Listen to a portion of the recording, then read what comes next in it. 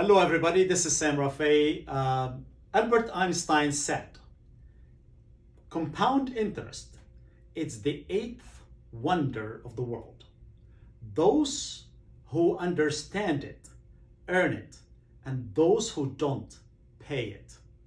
So, it's the same principle for compound appreciation.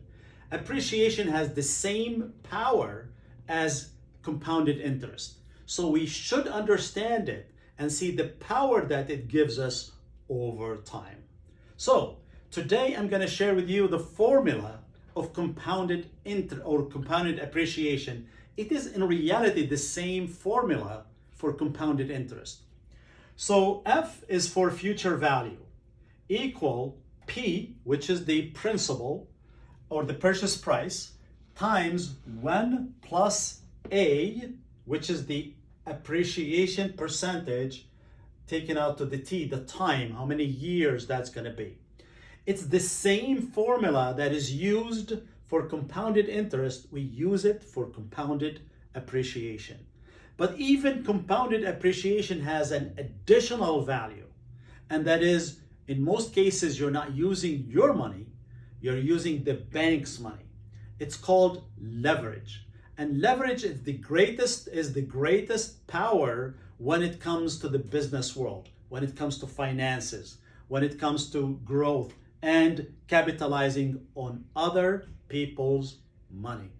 So today I'm going to share with you a quick example. If you were to buy a house today at $500,000, you're going to need, let's say, for the sake of the example, 10% down. Now, we all know there are different programs, 3.5% conventional, 5% conventional, or 3.5% FHA. But for the sake of the example, we're going to do 10% down plus the closing cost. So in reality, you're going to need 10% down plus 3% closing cost. You're going to need approximately 13%, and that is equal to what? $65,000 initial investment to buy a property for $500,000. So in reality, you put in 10% out of your pocket, and you use the bank's money, 90% of the value. So over time, in 10 years, so let's assume that you're going to carry the property or live in the property for 10 years. What would that equal to over time? So the purchase price is $500,000 times 1 plus 0.05, which is the 5% appreciation year over year. That will be $814,447 over 10 years. That's what the property will appreciate to in 10 years if the appreciation is 5%. Now you can adjust this number to whatever you think it's right in your community or the neighborhood that you're buying in. But overall, interest rate grows or appreciates over time between 4 and 6%. So year one, let's take year one for example. The purchase price is what? $500,000 times 1.05, which is the appreciation, 5%. That will give us $525,000 year one. The property is going to appreciate for $525,000 year one.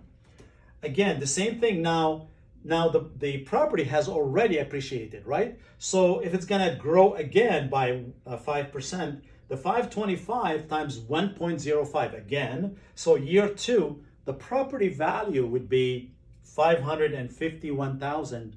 That is in year two.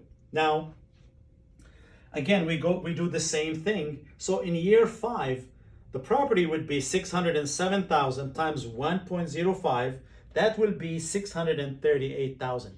So the property in 5 years appreciated by $138,140. In year 10, it appreciates to $814,447.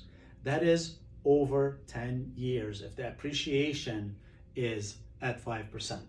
Now, if we look to see at our initial investment, which is $65,000, The $65,000 that we started with now is $314,000 in 10 years. That means it's almost 5 times, or our initial investment has grown by 5 times or 500%. That is the power of compounded interest. Compounded appreciation. I keep going back to interest because it works the same. So hopefully that you learned something and it helps you with your investments and have a better understanding when you invest in a property. What would that look like when you take appreciation as part of the equation? Thank you for listening to me. Have a great afternoon.